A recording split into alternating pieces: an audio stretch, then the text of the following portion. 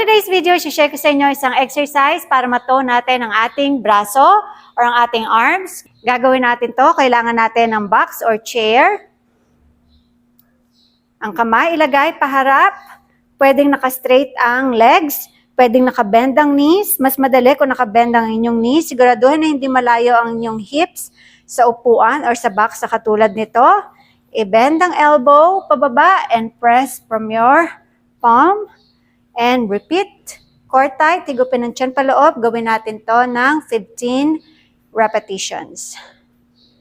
1, 2, 3, 4, 5, 6, 7, 8, 9, 10, 11, 12,